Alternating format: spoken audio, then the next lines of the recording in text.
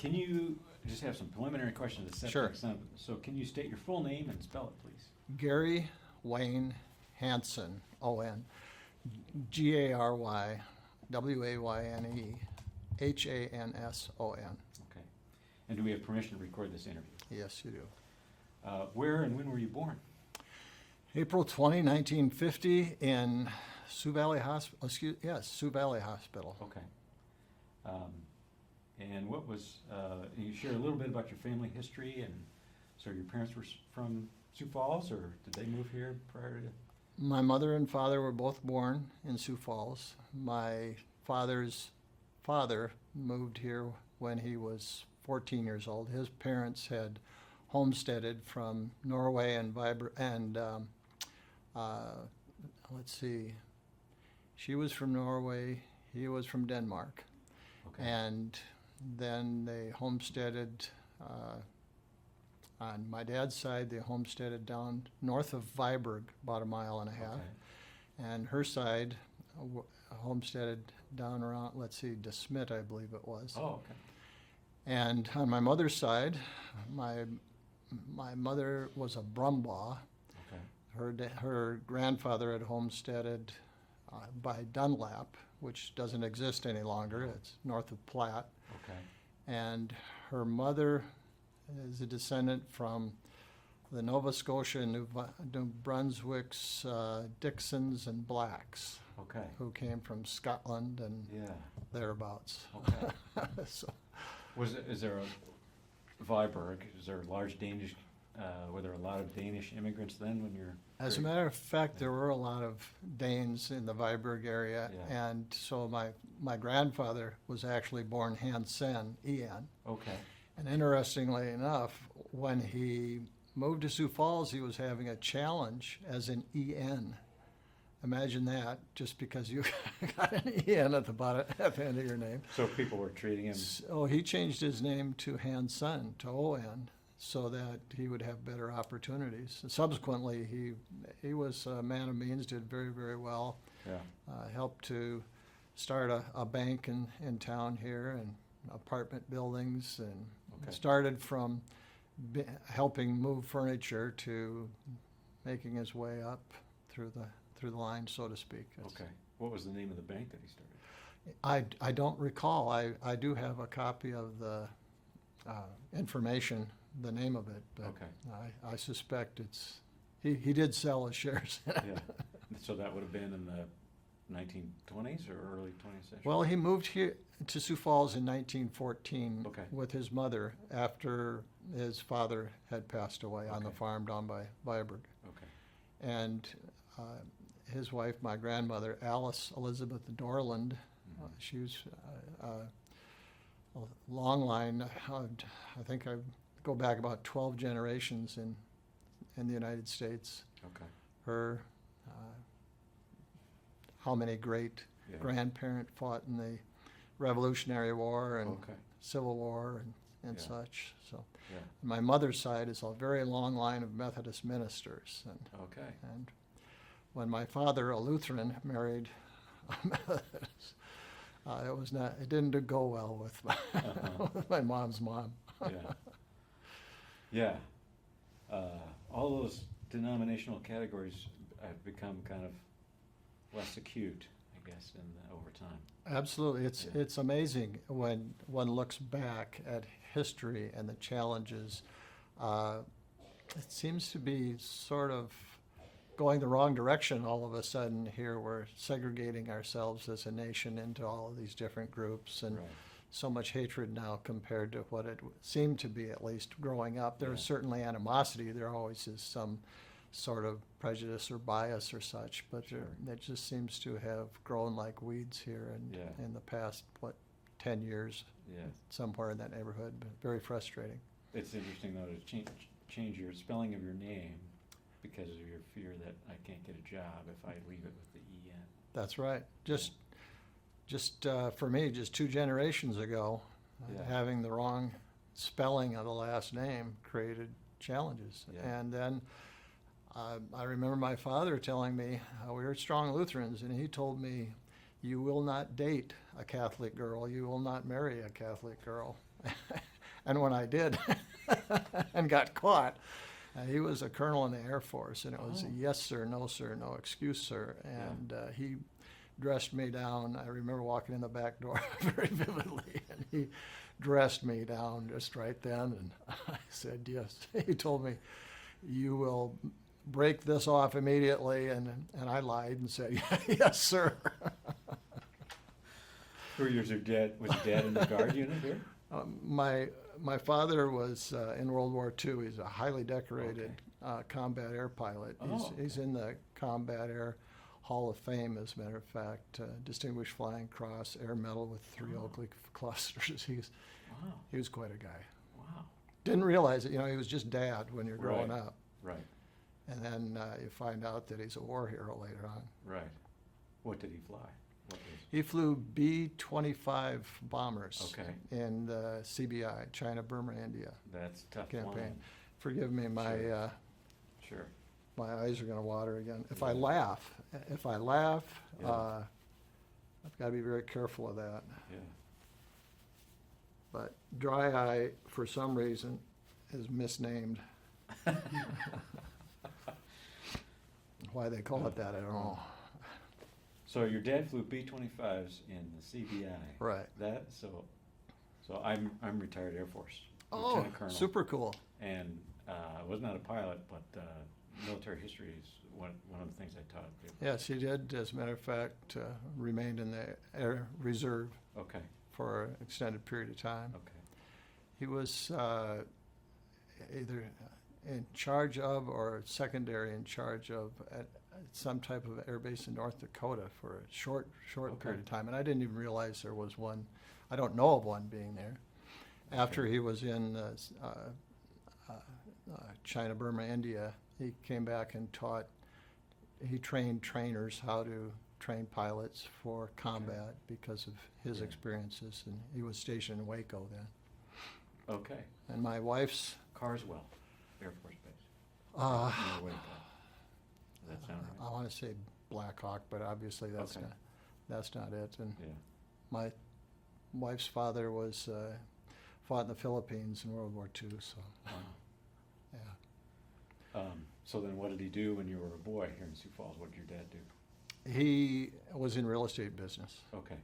at Hanson Realty. Okay. It's what I got into right after I graduated from college. Okay. I met Sandy in high school, Okay. high school sweetheart, and And where'd you go to high school? Washington High School. Okay. And then I asked her one day, we were walking down the hall at Washington High School on 3rd floor. I was walking her to class, and I think we had just come from lunch, and I turned to her, knowing full well what my answer was ahead of time, and I said, so where are you going to college? And she said, Northern. And I hadn't a clue where Northern was at all. I thought it was Northern Illinois for all I knew. And I said, really? So am I. As we walked, I said goodbye to her at the threshold of her class, and I said, I forgot where Northern is. And she said, Aberdeen. And I said, oh yeah, Aberdeen. So I ran down to the counselor's office, got a pass out from class, and said, Aberdeen, Northern. And he said, Hanson, you're going to be a teacher? And I go, oh, God, no. My mother was a biology teacher at Washington. Matter of fact, she had double major and 4 minors from Augie and the U. Okay. Because she wanted to be a teacher. She wanted to make sure she had all the disciplines so she would be able to. And it was extremely fortunate and challenging for us kids because Dad was incredible in mathematics and my mom knew everything else. So there's no excuse. You can't escape. Yeah. Now, this girl you followed in Northern then, is this the Catholic girl that you weren't supposed to be? No, she was actually Methodist, Okay. but my father was not real thrilled about about Methodist even, because after I was baptized in the Methodist church, we went to Lutheran church, and that's where I graduated from, so to speak. Okay. And then Sandy and I were married after 2 years at Northern, and Okay. things have worked out because in a month we're going to celebrate our 53rd anniversary, so it's Wow. she'd probably say it was it worked out Yeah. fairly well so far. So then you went to Northern and you majored in business, or what did you major? Majored in business with a double minor and planned to be an attorney. Okay. And then said to myself, I need more experience before I go to law school. I want to see what the real world's about, so it'll help me in figuring out just exactly what I want to do in law school. Spoke with the dean, and the dean said I could expect to make $9,000 upon graduation. If I did well enough, I could go to the FBI and make $12,000. And I thought, holy smokes, that'd be fantastic. And after several years at real estate, I was a partner, and I had an uncle and a cousin and a brother and my father all in the business at the time, and they went different directions, and I ended up with a firm, built it into one of the largest firms in South Dakota. I had 31 salespeople. Things were going great, and then I took a gamble of a lifetime, and I owned a lot of property, commercial apartments, houses in different towns, and I refinanced everything because the government was spending money like crazy, and I bought more real estate and to the hilt mortgaged it. And then we got hit with, because Paul Volcker and Jimmy Carter decided they needed to keep inflation down, which they weren't able to. They raised interest rates to 18.5% for the first mortgage and 21% for the second. And we had 11% inflation, and we had double-digit unemployment. And so at that juncture, my real estate business was in the tank. I also had a corporate and personal income tax company and an insurance company, but they were minor compared to the others. And with all those pieces of real estate, and the values of the real estate went in the tank because everybody was moving in with their parents or with 5 or 6 other people and couldn't sell it. I was taking cars as down payments against my commission. Take a $7,000 van for $3,000 value, but I decreased the price of the property by $7,000, which is my commission. The owner doesn't lose anything off it. I lose the difference and end up with an old van. But that's what I had to do. So it became, because access to credit became so prohibitive, it became a barter economy almost. It did. It did. I mean, absolutely. Absolutely. A barter economy. And when I got through all of that, having been a 29-year-old with about a $350,000 equity, capital worth or whatever, I ended up with $100,000 in the hole. So and I was hurting all of a sudden, walking on water one day and then drowning a few years later. Yeah. And I decided I was going to change the world. I was going to run for Congress and make sure everybody understood what the problem was, because businesses were closing like crazy, and it was a tough time. Yeah. And then I said, well. So just to phrase that, this is 1978 or that was 81. I made 81. That decision. 82, okay. I ran for office, but I ran for office to the legislature because, again, I said I need more knowledge and experience before I pursue whatever I'm going to pursue. Right. And so before I take the big step, I'll go to the legislature. And I was fortunate enough to win, and I served 3 terms in the Senate, and by that time the world didn't need me in Congress. And I didn't want to go to Congress. We had kids when we were 24, 26, and 29, so we had little kids, and that was the tough part about losing everything. At 3 o'clock in the morning, looking up at the ceiling, trying to figure out how you're going to pay for things was a tough time. Right. And so about 38 years old, I decided to leave the Senate. I had no idea what I was going to do, but I was going to sell everything and just start over, do something.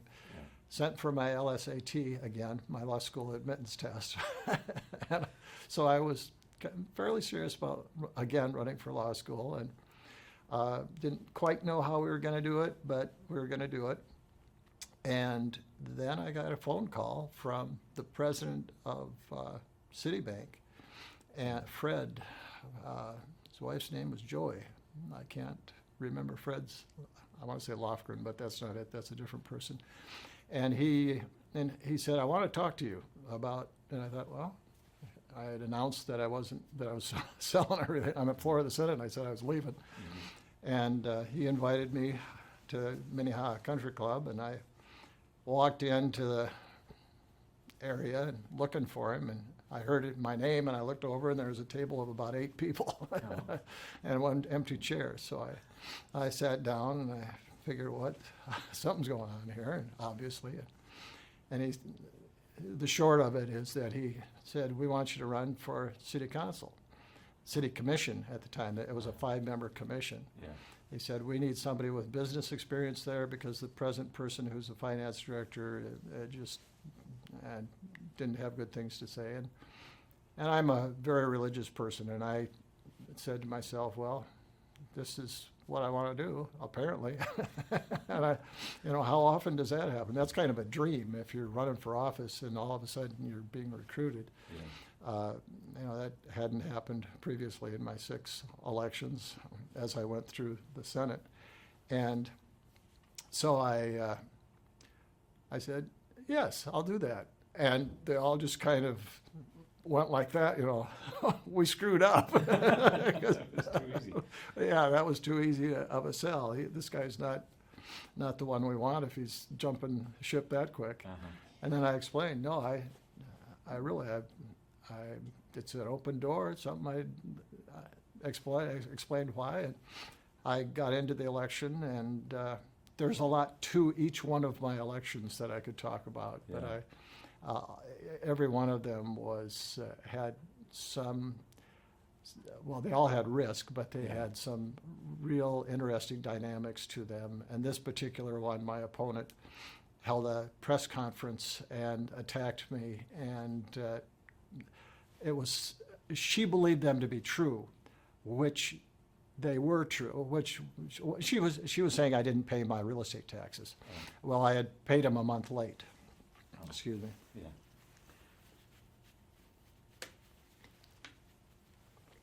And I had paid my real estate taxes a month late, which was true. So it was a fair game to point out when you're running for office.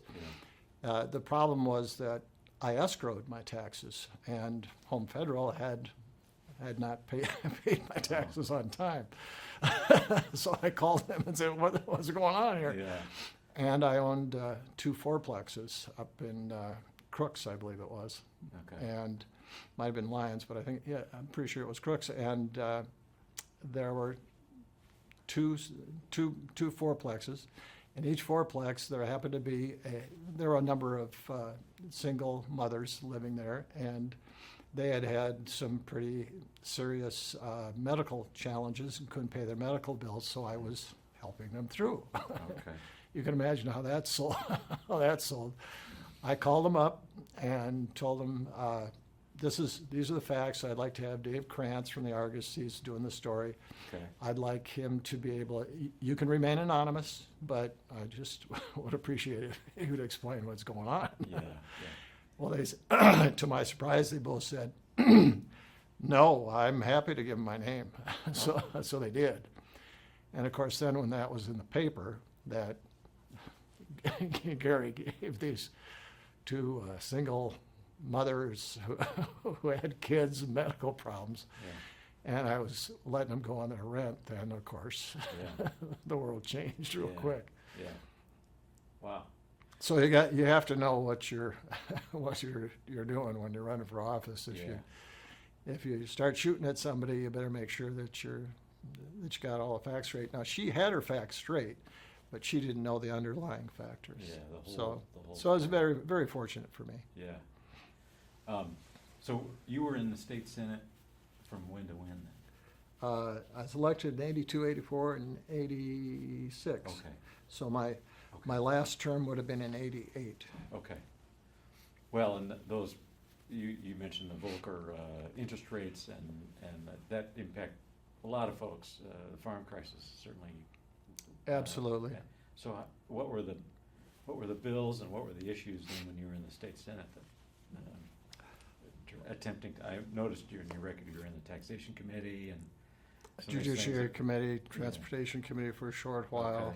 I was chairman of the Government Audit and Operations Committee. Okay, I did approximately 200, 300 audits, reviewing audits with the Auditor General, which was very exciting every Well, minute. you get to know down and dirty the network or the intricacies of state government. As I worked with the Auditor General and looked at the audits, I realized anyone running for governor who pulls these and starts looking at these just has a bonfire of information that they can use against whoever's governor, because there's a lot of critique in it. Yes. And can make anybody look bad just from the surface. And so Right. I recognize that, but and I was surprised people didn't use that. I wasn't about to go tell people that here's something, but I was vice chairman with Walt Bones as chairman, and then I was chairman. Walt Bones happened to be my seatmate for a while, and we traveled together, hunted together, did a variety of things of that nature. Okay. He was a great guy. I'm talking about Walt Bones Sr., of course. Oh, okay. So Walt Bones was just named to the Hall of Fame. Is that his Walt Bones Jr.? I'm not sure which Walt Bones was named to the Hall of Fame. Okay. They both should have been. Excuse me. This is the former Ag Secretary, Walt Bones, that I'm thinking. It's the younger one. Okay. He's a little younger than me. Okay. Walt Sr. was a little older. Hate to do this on camera. No worries. You had asked, I forgot. So, Some of the bills with the. one of the bills that I introduced, one of the very first ones as a freshman, was the Equal Rights Amendment. Now, you talk about a NIMBY, you talk about not a NIMBY, a rhino. Yeah. And there was a nuclear proliferation between countries and things like that. That I was, I forgot I wasn't in Congress. And Joe Barnett, who was in the House, and Homer Harding in the Senate were both in charge of state affairs, and my legislation ended up in state affairs and Papa Joe's and Joe Barnett's. And boy, did he cut my legs off. He just destroyed me up and down and right and left.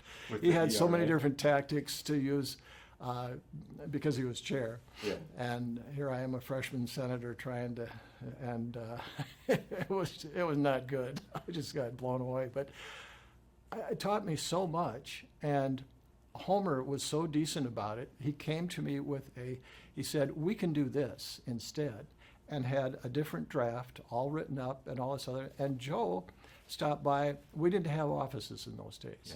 We sat at our desk and worked, except for the people who were chairs. And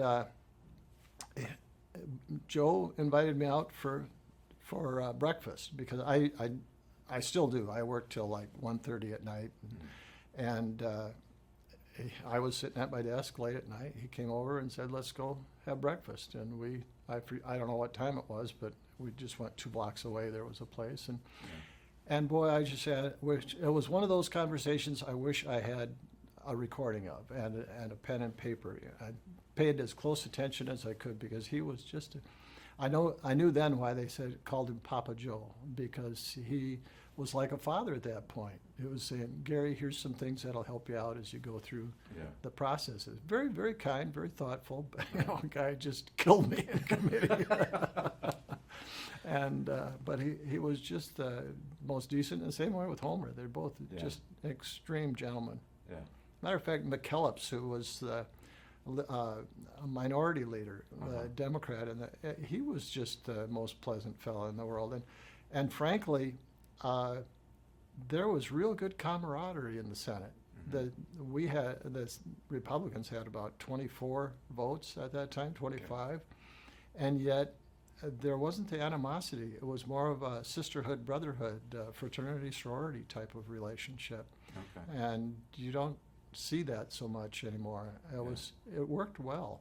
Matter of fact, if I had trouble getting enough Republican votes when I needed 24, a 2/3 majority, McKellips would let me come over to their caucus, and I'd go over there. I'd give them a spiel.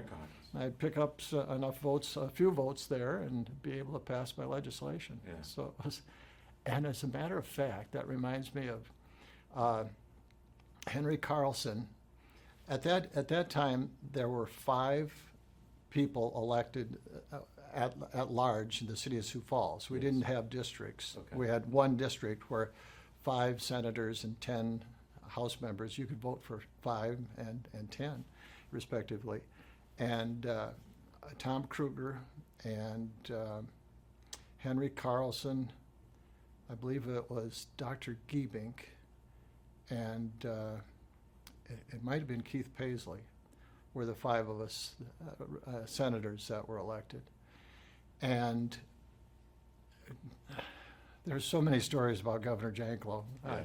I served with Mickelson, and I served under Janklow. And so many stories about Governor Janklow, but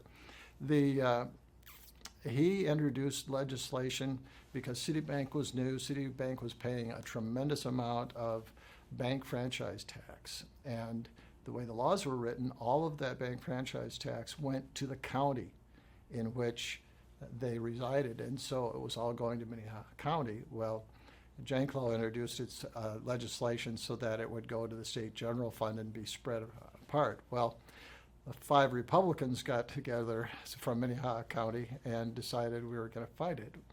We needed more votes, and so we went over to the Senate, to the Democrat side, and McKellips gave me all of the Democrat votes, and so then Henry went up and. And you just needed 1/3 to kill it.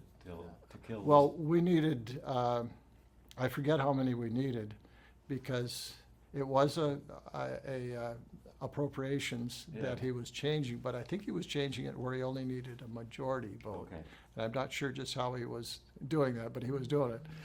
And so we stopped him from doing it, and he called up Hank, who was Henry, who was good friends as well, and better friends than the rest of us, and they negotiated out to where Minnehaha, I think, and each state where the bank resides gets 5%, and then the remainder goes to the rest. And we had told Hank that we need at least 15%. But that always happened. Yeah. There were times when the entire Republican Senate in caucus said to our leadership, when you go down and talk to Bill, to the governor, remind him, this is our position and it's not going to change. This is it. And so Homer and George Shannard and whoever else was assigned went down there and talked to him, and were spoken to. and then when it was done, they came up to tell us what the result was. And I remember Homer, we were all sitting there listening. You know, there were 24 of us there. And Homer said, we're not going to be able to do that. And we had been so adamant. We said, Yeah. no, it's going to be, and then the groups that you could hear went, no way, we want, and Homer and George both looked at us and, then you go down and talk to him. That's what it was like. And I tried to talk Governor Janklow out of running against Abner when he was running down there. I explained that, you know, he's Uncle Jim, and you can't run against him for winning. You're going to lose. Yeah. And he had all of the information and charts and surveys and showing how he was going to win and how he was going to beat Daschle and on and on and on. And I gave him a good listening to. For my intent to persuade him lasted about 5 minutes, intermixed along the hour and 10 minutes that he told me why he was going to win. Yeah. And that's how a lot of my experiences were with him. We were far more friends than enemies, but occasionally we just disagreed and politely disagreed on things. Did he or Governor Mickelson ever come up to the caucus and speak to you in the caucus, or it was always down in their office? I With don't leadership? recall. Seems like Governor Janklow came up to our caucus one time, but I cannot remember just exactly what that, just in my vision, I think Yeah. of that. But no, I don't remember them coming to speak to us other than as as a whole, legislature as a whole. Right. I'm curious, what prompted you to run a bill about the ERA? I thought the legislation that I wrote was benign enough to simply say everybody should be treated equally. Right. You know, why would we do differently? Right, You right. know, everybody should have the same rights. Right. It doesn't say that women are going to be able to go use the men's room or Right. vice versa, Right. you know, that sort of thing. It just means that everybody's going to have similar rights and be Yeah. treated the same. And Right. I had 2 daughters and Yeah. a wife and a mom. And I just, Yeah. Did you campaign on that though, or no, I was smart enough not to campaign on that. Well, There are some things, and when I ran for mayor, there are some things I was smart enough not to campaign on because Yeah. no matter how sensible they are, it's too difficult to explain and too easy to be condemned for supporting. right. And so your footings and foundation and Right. structure of just are destroyed very easily. Right. I remember running for mayor one time, and I was Hemmingson. Steve Hemmingson was interviewing, is it Bob Colby and Ann Hayek, who were both running against. I was running for re-election, and they were both running for the office as well. And I remember just before a break, Ann said 5 things, just boom, boom, boom, boom, accusing me of. And then the break came. And you don't want to do that. The jury now is getting up and Yeah. going to the bathroom or grabbing something to drink, and they'll be back. And by the time they get back, I've already tried to explain and so I stopped him. I said, "No, we're not going for a break. not after that." Yeah. And he said, "Okay." And so I went 1, 2, 3, 4, 5, explaining each one Right. as succinctly and quickly as I could. Yeah. And frankly, I had a lot of people tell me that, boy, that convinced me that I needed to vote for you Okay. because of how well I could remember all 5 of the Issues.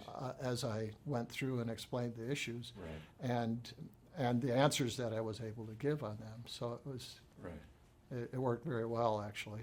There's a lot of things of that nature that take place. There's mistakes that I make going through an election. Hopefully, they're never too bad to destroy me. Yeah. And there's mistakes that the opponent makes, and when they do, you just have to make sure you have to be kindly enough about pointing it out and taking care of it that you don't lose people in the process of Right. pointing out the differences. But it's Right. fair to point out the differences. Yes. Do you think the typical Sioux Falls or South Dakota voter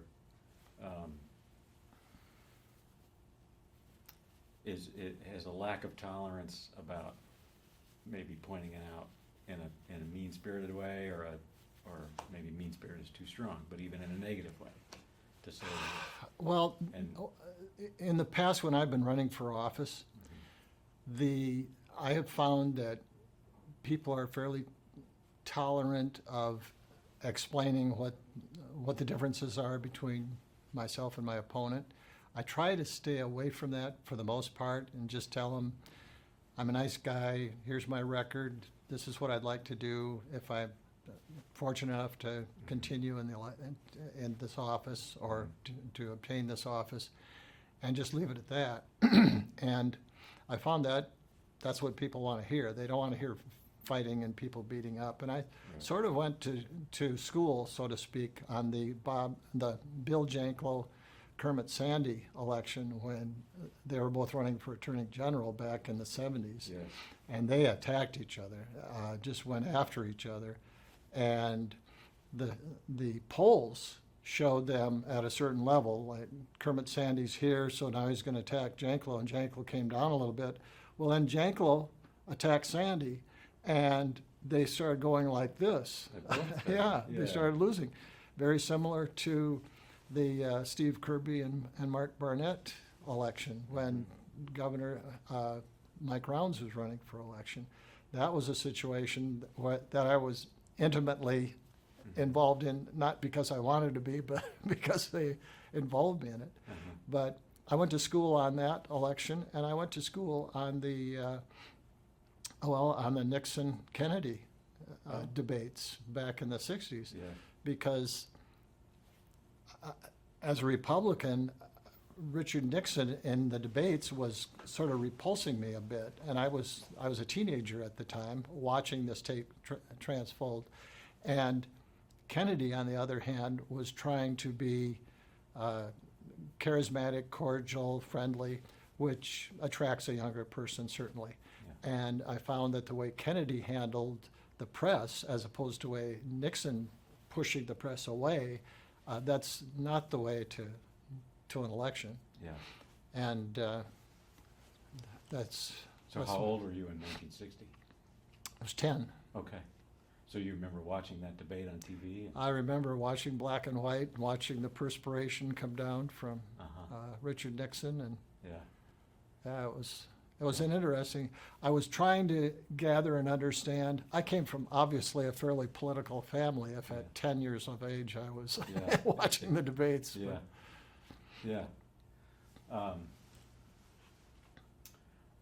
So when is this then, when you go to the Minnehaha County Country Club and are asked to run for the city council? That was in '88, because that's when I ran for the city council. City commission, excuse me, because it was a 5-member commission. And then I had the good fortune of winning that election. There were a number of people running for it. It was mainly, there was a runoff, and there was also a run for the utilities commissioner position, because Dick Peterson was leaving office, and there were several people running for that. And after we got through the first primary, so to speak, there were 2 of us that had not received the majority vote in each one of those positions. Kenny Anderson was one of them, and Kenny and I got along well. We were friends, and he was very strong in the north part of town. I was strong in the south part of town, so we made a deal with each other where I would put up his signs where I'm putting up my signs, and he would do the same with my signs in his area. And so there's Kenny Anderson, there's Gary Hanson next to each other, and we doubled our opportunities that way. It worked very well. We were both elected, and of course it helps to say nice things about that person when you're in a debate. You drop their name, say something nice about them, and that helped greatly. And that was the same time that my opponent charged me with not paying my taxes. And so and interestingly enough, I was elected as the finance commissioner. Kenny was elected as the utilities commissioner. And he received a 3-year term because he was replacing the incumbent who had chosen to resign. And Kenny said, "I'm not going to get reelected in 3 years as utilities commissioner. It's a mess." And I said, "Okay, I'll take it for 5, and you can do the finance for 3." And so we told the other commissioners we'd switched. And I remember one of them saying, "Can they do that?" And the city attorney, Roger Schauger, said, "Yeah, they can do that." They were elected as a commissioner, and so they can switch. Matter of fact, you guys switch park departments and things like that all the time. So yeah, they can do that. And so I became the utilities commissioner, and Kenny was a finance commissioner, and with Manfred Shamwhite as the finance director. And 30 minutes after I said I do, sitting in my office, and just tons of papers, like nothing had ever been thrown away. And the person who was the executive director of think it was water purification. Well, they had one person in charge of all the departments then under me. And he said, you're going to have to contact Morel and tell them that they cannot use any more water. We have to shut them down. I say, what? I said, You've been in the office 30 minutes? I've been in the office 30 minutes, and that's what he told me. And then you see why the other guy switched it. That's right. That's why the switch. And he said, and that's not all. You're going to have to tell restaurants they cannot serve water. As a matter of fact, we're going to have to close down all of the restaurants that are using water for cooling systems. And we're in a drought. We've been in a drought for a few years, but nothing had been done. And I could speak for an hour just on the challenges that existed and the problems, but I immediately jumped into okay, we've got to have a long-term, mid-term, and a short-term resolution of what we're doing here. How much water are we using for watering lawns? What are we doing here? You know, all of those things. Everything's on the table. One of my several green light meetings I held when I'm mayor, I held them, you know, a variety of times I held green light. No thought is a bad thought. Let's figure it out. I don't want to have 3,500 people unemployed all of a sudden by closing Morel. So I think it was Dr. Lyle Johnson suggested that we do an audit, a water audit. Excuse me. Dr. Lyle Johnson suggested that we do a water audit at Morel. I said, all right, that's great. Audits in my mind at that time, I'd done several hundred of them for state and on and on. And a water audit intrigued me, so we did that. They were using around 2,700,000 gallons of water a day. And so 750, I think it was. And so we looked at it, came up with a solution on how they could decrease that by 700,000 gallons a day. So that's a big step, but we're still about 1.5 million, 2 million, I think it was, short per day. And so that's when I initiated watering restrictions and experimented with different types of watering restrictions. And that's the type of watering restrictions that we have today.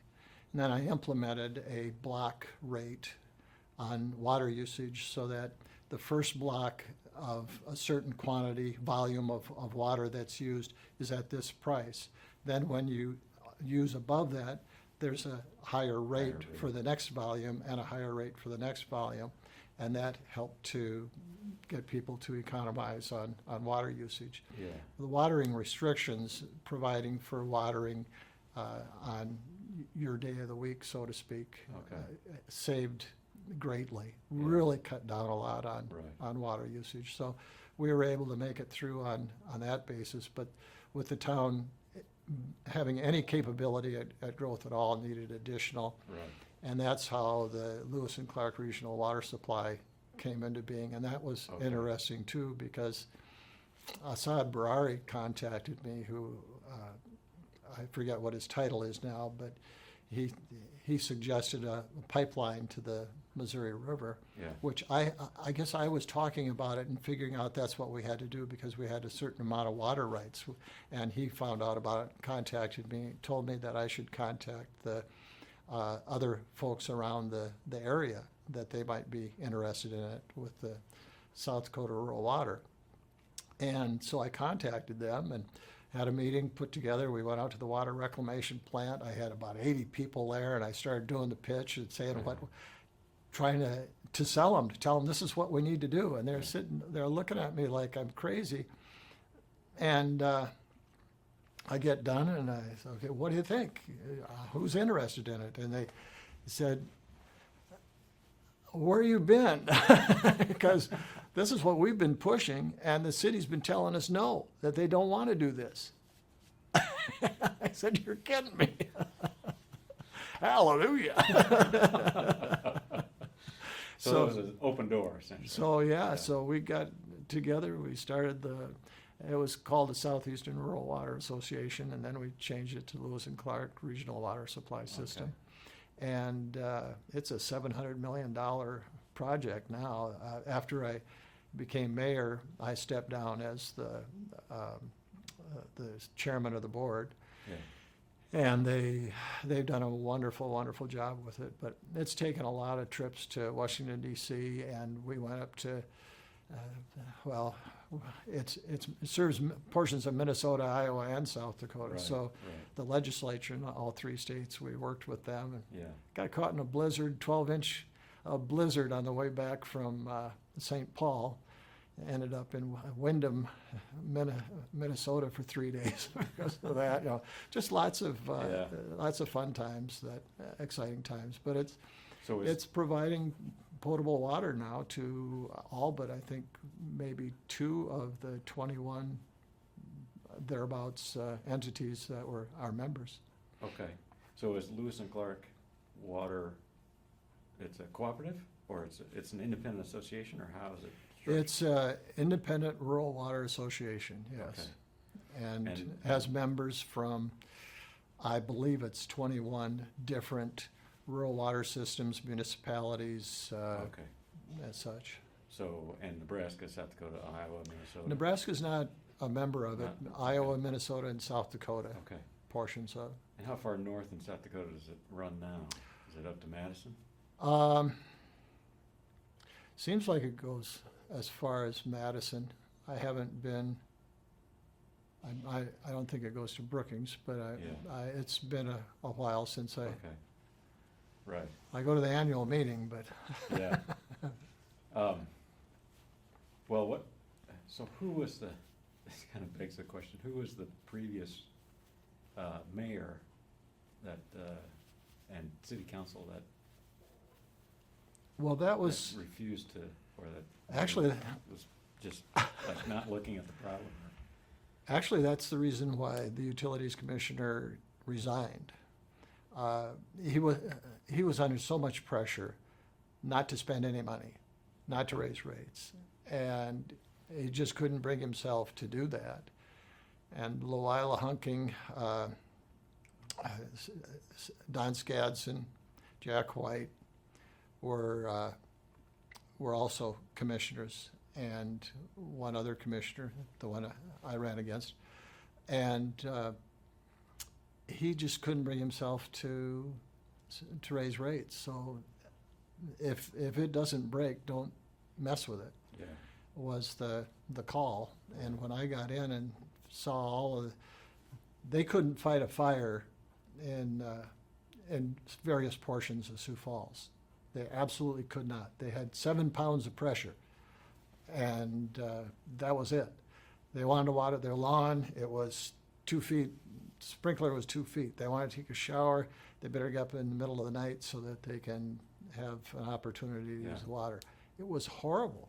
Yeah. And I couldn't believe it was that bad in this. It was a fairly large section of town over between the interstate and Fredericks Drive. There's a park, and as that hill comes up, all of that area just had horrible problems. I was over there when I had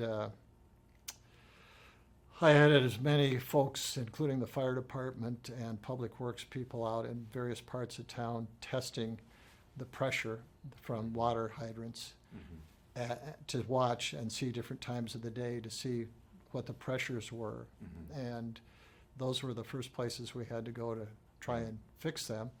Turned out that there's a water line and cleaning opportunity where they bore through the existing pipe and then they line it with a little bit of a concrete, and in doing so, they open it up. Well, we tried to examine some of the pipes in a variety of areas in Sioux Falls, all over Sioux Falls, and found they were just so clogged up. It's incredibly difficult to get water through them to begin with. And it cost a lot to rip up streets and put in new pipe. And so it was less expensive to clean and line, but there was one company that could do the cleaning and lining. And they had the not the copyright, they had the Patent? Excuse me? The patent? They had the patent to it, so nobody else could do it. And they were out of a large city that is on the East Coast. And it was, I'll call it a family operation, so to Okay. speak. And so it was not one that you were likely to break through on. And Tom Kruger and Henry Carlson were good enough to work together. Tom could come up with the method of doing it. Tom and I were friends. We spoke a lot. And he started checking, and he found somebody in Australia and someone in Canada who had patents, similar patents, and we were able to use those. But he didn't have the ability to bond to the extent, the millions of dollars that were necessary. So Hank stepped in with Henry Carlson and did the bonding.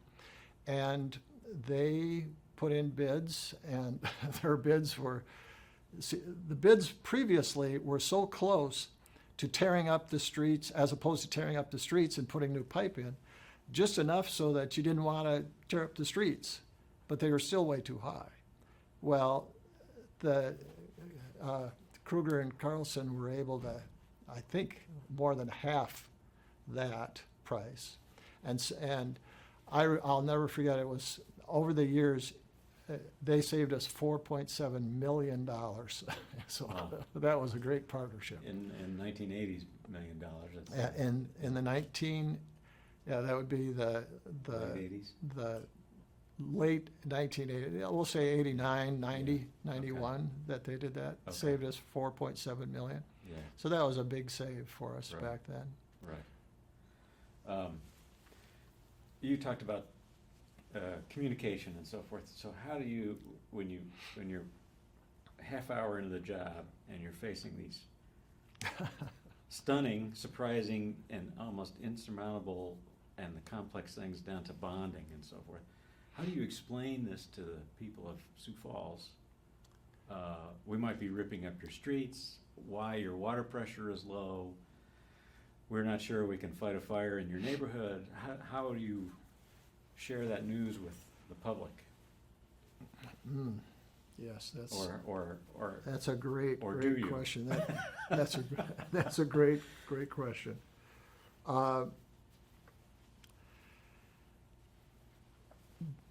There's this undercurrent that I was oblivious to. Okay. And I didn't water my lawn, so I didn't realize some of the challenges that people were having. There was an undercurrent of people who were just super, super upset with the utilities department because of the challenges with obtaining water. Isn't that your job, so to speak? Yeah. And Vicky Skaya, who was the previous administrative assistant to my predecessor, started explaining some of these challenges to me. I thought, okay, wow, this is bringing such clarity. So in other words, it doesn't matter that I've been in here 30 minutes, everybody wants to hang me already. And so from that standpoint, I said, okay, first thing is we have to shut off what water we can. We're going to tell all restaurants, no water unless somebody asks for water. We're going to stop watering lawns, period. They can go dormant. I spent some time with some folks that landscaping people and people knowledgeable about grass, and I contacted somebody, a professor in Brookings, I forget who that was, and they, oh yeah, that'll go, unless it gets burned up real bad, then it's not coming back real well. But he said that dormancy, as long as it's, and you shouldn't water during the day because the water will act as a microscope, so to speak, on the magnifying glass and help to burn out. So you shouldn't water right at certain times at night because that will, all these different things. Yeah. And so I was putting all those things together on how we could cut back on water immediately, because that was the first thing. How do we cut back immediately? Then what's our mid-range plan, and what can we do?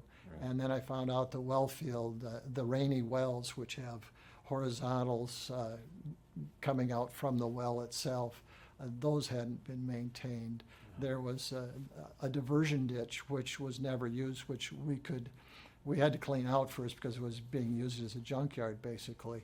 And that would help to provide additional water to our well field, help replenish. There are a lot of things of that nature. We did analysis on the wells themselves for time of day usage and things of this nature. And then, of course, just a variety of things of that nature. We could do some of those immediately. Others were mid-range. And then, of course, Lewis and Clark Regional Water Supply System was the long-range plan. Okay. There was also the Slip-Up Creek. I say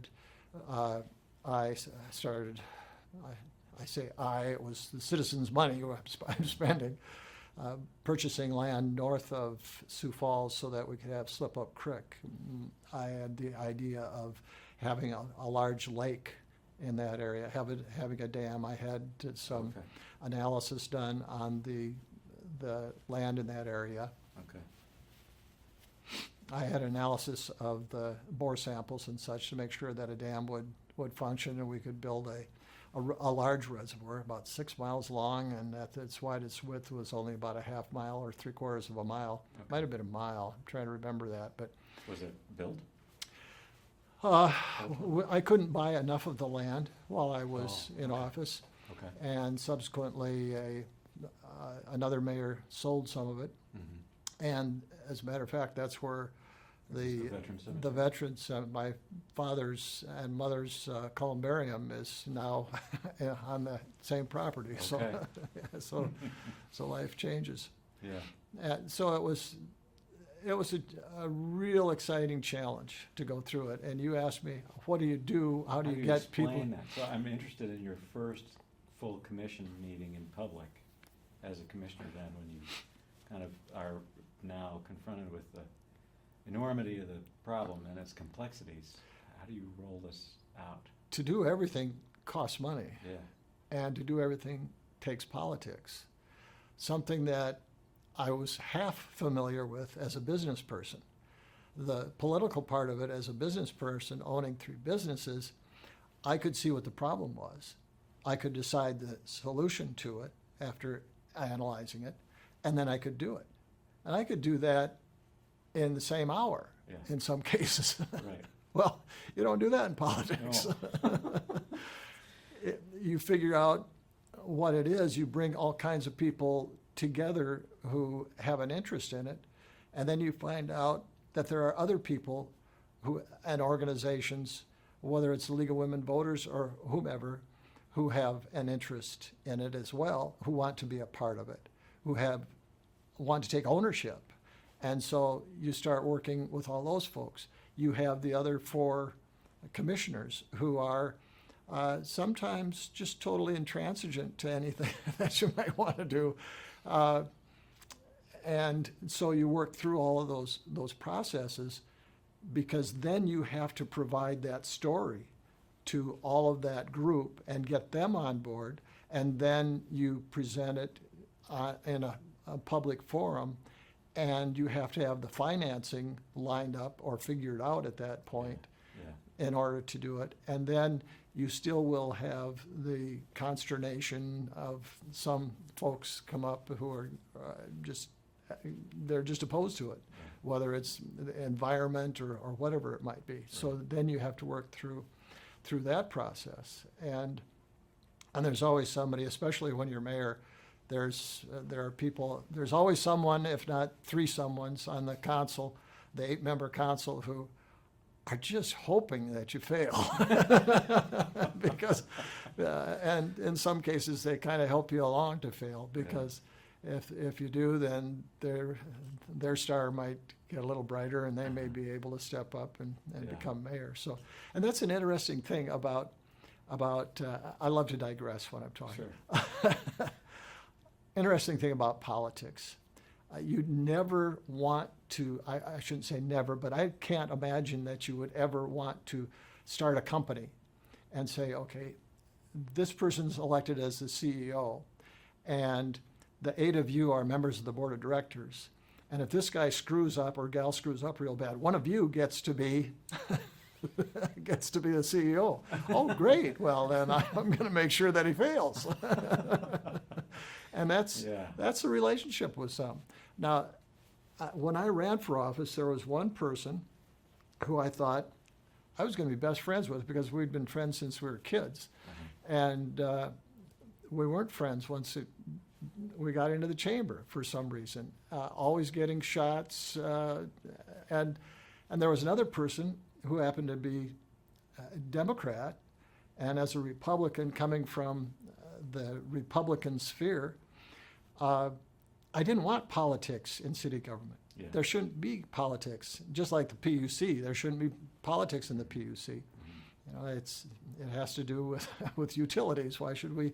But then there's politics and everything. Yeah.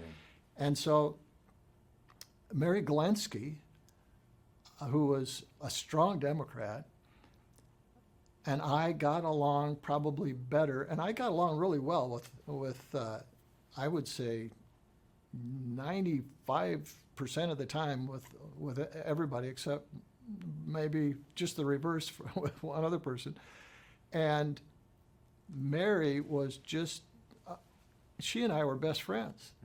She'd come into my office, make an appointment, come in and sit down, and she'd have her list of things and say, at such and such a street, it's dark at night, and there really needs to be, there's a lot of trees. She's from North End area and the Cathedral area. She said, there needs to be a light at this spot. So I said, okay, I'll have somebody, I'd write it down and have somebody take care of it. And she said, and people are speeding. Now there needs to be a sign. And I'd say, okay, I'd write that down.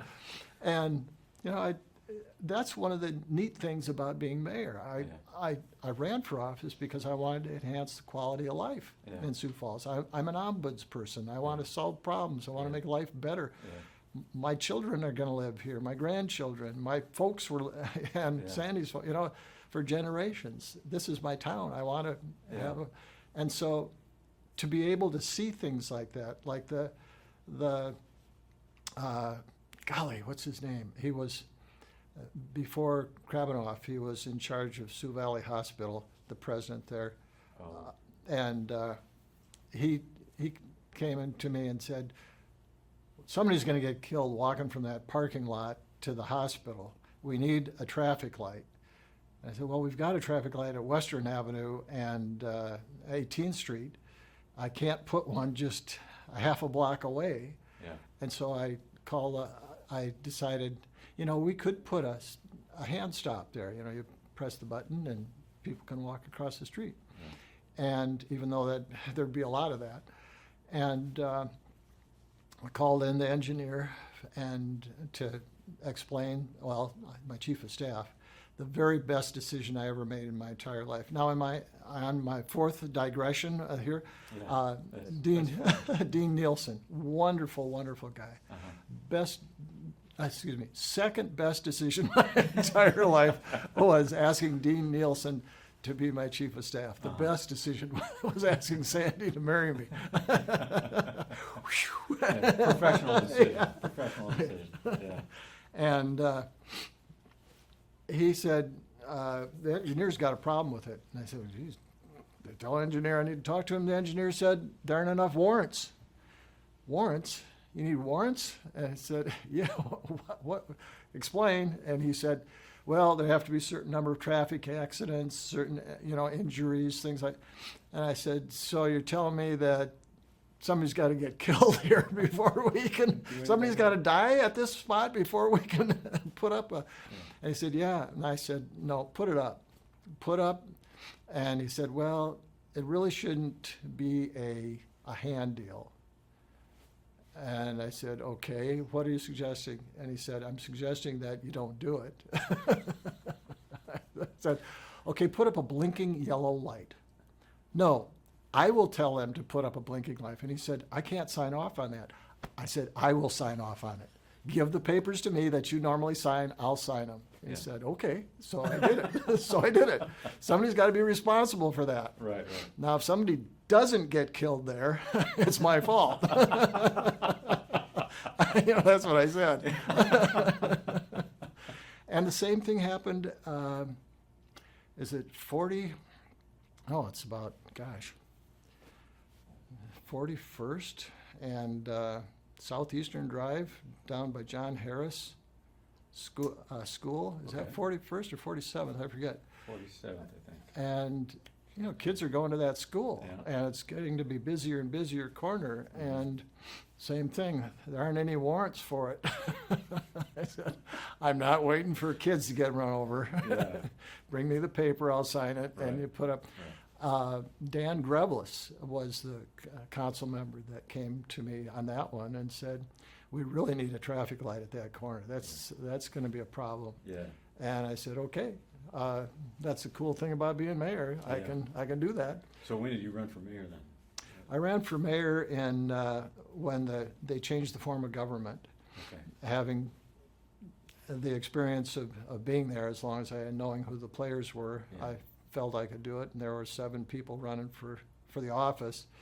The biggest competition, I think, was Rick Noby and Loyola Hunking and Jack Rensler were very, very prominent, bright, talented people. And so it was a exciting race from that standpoint. And that was 94? That was 94. 94. And then the runoff was in December of 94. Okay. And then I was sworn in like January 1 almost of 95. 95. Had Loyola Hunking been in state government before? Loyola had been in state government, and then she was a city commissioner. Okay. And then with the election, Bob Jameson had defeated her in an election for Okay. the commission. Okay. So she certainly had the experience and the ability. And that would be Representative Jameson's dad? Yes, Okay. yes. What prompted the change in city government structure? Probably the fighting, the arguing, Okay. the war. The 5 commissioners would, in open forums, go after each other. Okay. We were not as diplomatic and friendly as we could have been. And the mayor was? Jack White was White. mayor. Okay. Don Skadson Okay. was in charge of police and fire. And Kenny had passed away. I was there when he collapsed, and won't go there. Excuse me a minute. Sure. Sorry about that. Kenny Anderson. Anderson. Yeah, he was a good guy. Really liked him. Oh, I need water. Sure. You want to take a break? Or just, I'm fine. okay.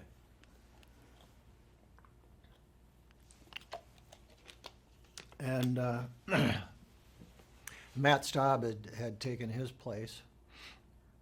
And for the life of me, I'm sorry, I forgot the name of the gentleman who was in charge of the finance department.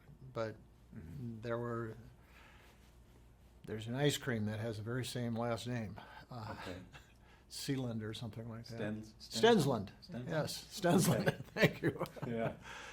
And he and I disagreed on a variety of things, and one of them was financing things that finances had. There was an investment that Manfred had made, and it was down Okay. significantly. Uh-huh. And Manfred didn't want to sell it. Commissioner Stensland wanted to sell it, Mhm. and was adamant about, we got to sell this. This is bad. And I said, it's bad, but don't sell it, because Then you realize the madness. then you've realized your loss. Yeah. Let's let it go up. Yeah. And it's like a lot of investors. Oh, everything's wonderful. Let's buy. Right. Ooh, everything's bad. Let's sell. Yeah. That's how you lose all your money. Yeah. Yeah. And it was tough getting that across, but it was 4-1 vote on selling, and Mm. subsequently they went up and sold and made money off of it. But that was one of the. And another one was with the landfill. he didn't like the idea of bringing yard waste and things of that nature, so he had purposely refused to build certain things that we had allocated money for the recycling of leaves, etc. And as a result, it was failing, and so we had a big row about that and things of that nature. But there was the ambulance issue, where there was a bidding war, so to speak, and litigation, things of that nature, on keeping J Major and folks out of the city from being able to provide ambulance service. And in going through that process, it created a tremendous amount of animosity.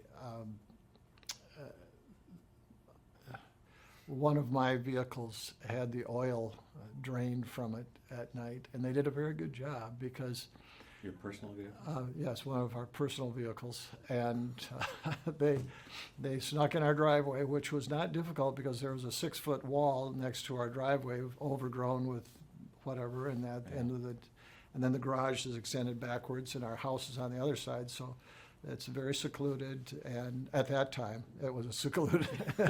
It's not now. And they took all, I know they emptied the oil because I had just had the oil, we were going on vacation. And so I had just had the oil and everything done, and the night before, I had checked it out, which I always do before we're going, and I know it wasn't the fault of the company because I had driven it a short distance back and forth. I think it was to Watertown, back and forth.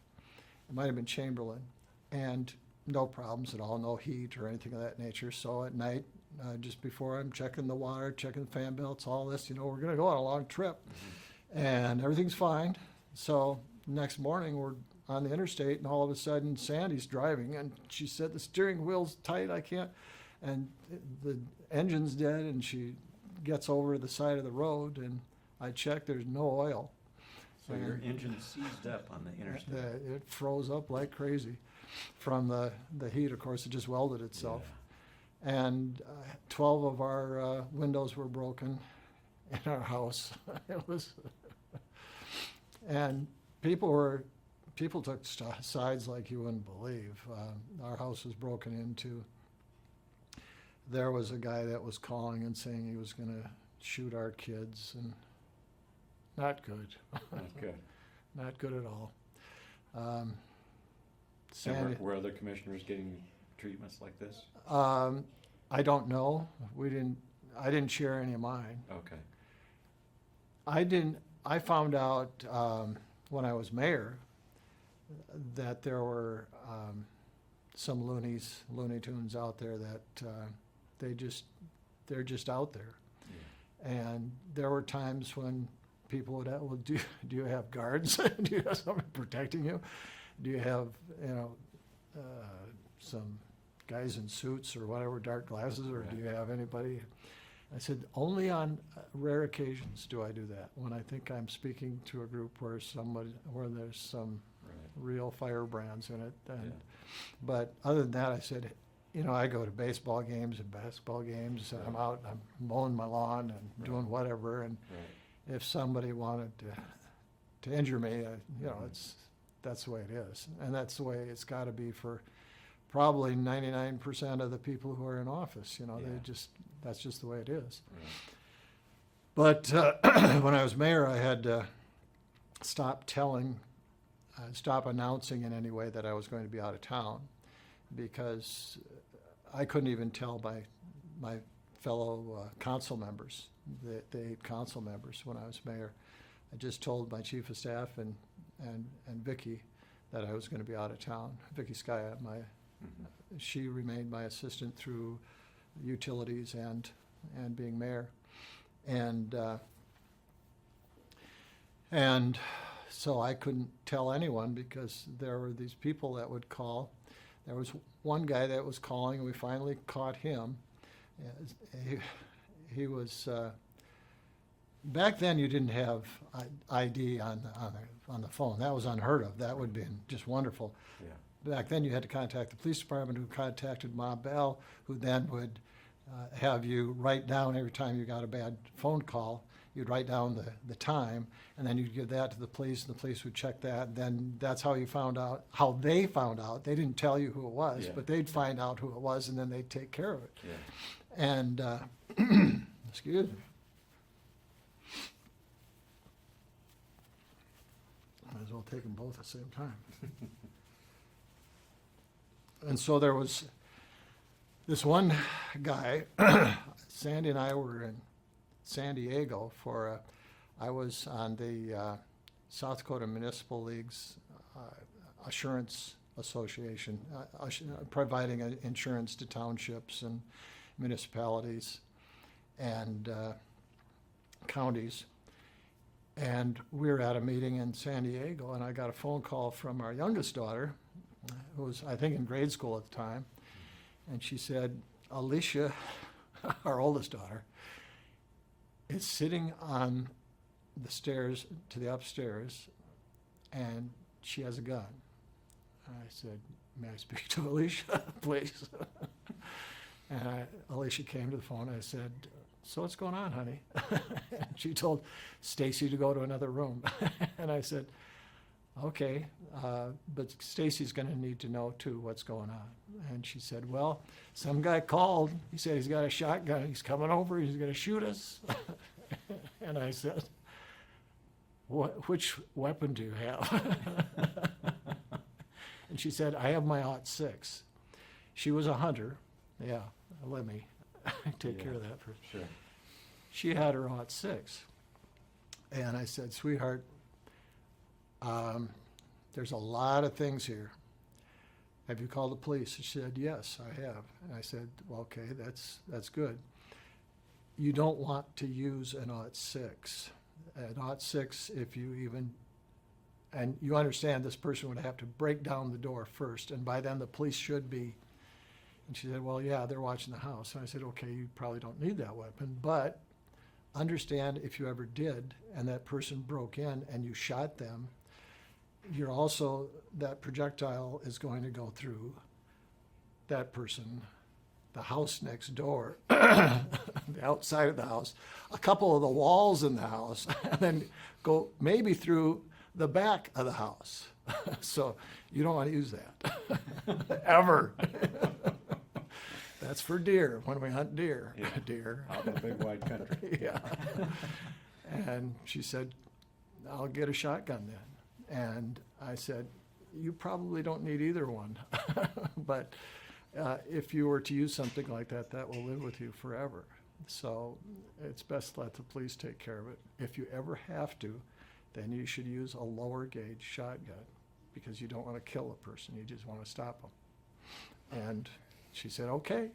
And this is So from then on, Yeah. I never told anybody we were leaving town. Because, oh my gosh. and they caught the person, Yeah.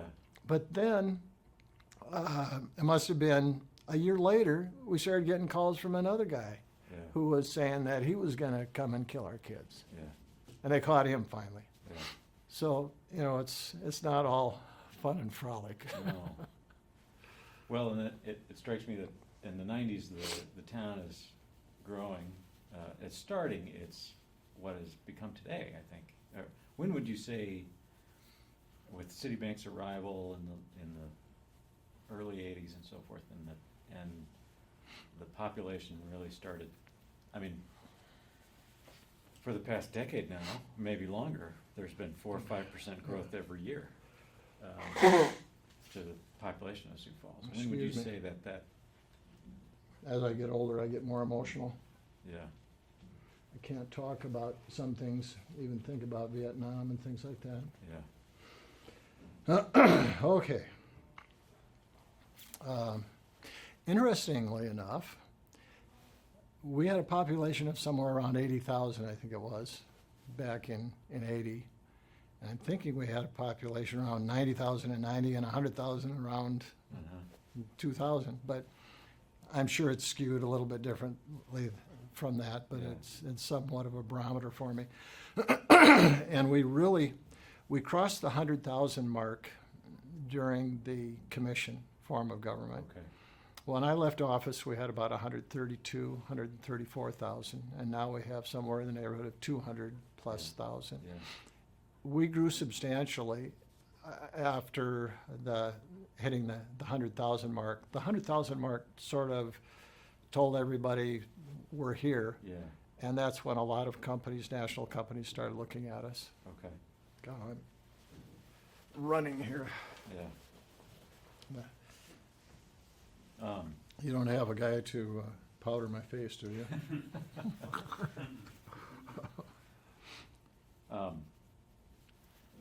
As mayor then, with Janklow still in office for his third and fourth terms, were you serving under him or serving with him, or I refrain from calling him Bill.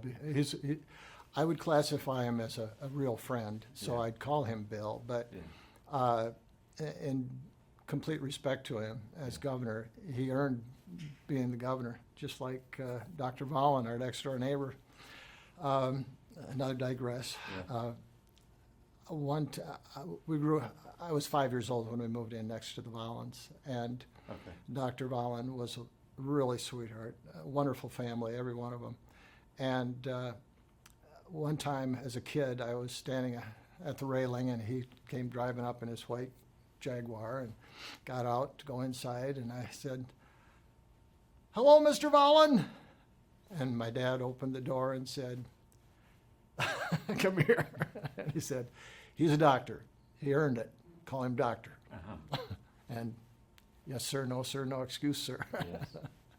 And, that's, you reflect on what you're told. And Governor Janklow earned his governorship. And so, yeah, regardless of being a friend or not, he's governor.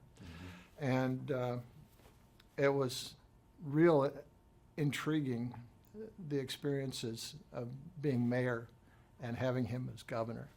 He would contact my directors directly without even talking to me, which I kind of think would be a no-no, but he always did stuff like that. Yeah. And he'd all of a sudden walk in my office. I'm mayor, and and before Mary Hublow was even able to say, Heads up. "Yeah, the governor's standing in front of you right now." "Oh, yeah, that's who this is." He'd just be driving by or driving there for purpose, and he'd come in and say, "Let's go, I want to check some things out." And he'd have Steve Metley in the car or whatever, Yeah. my director of planning and zoning, whatever, would be in the car already. He collected the both of you. Yeah, Yeah. that's right.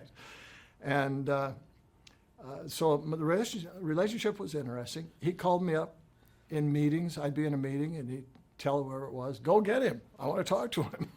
He'd set meetings up with my people and me. And I'd walk into the meeting being told that there was a meeting, and then I'd see my people and say, "Hey, how's it going?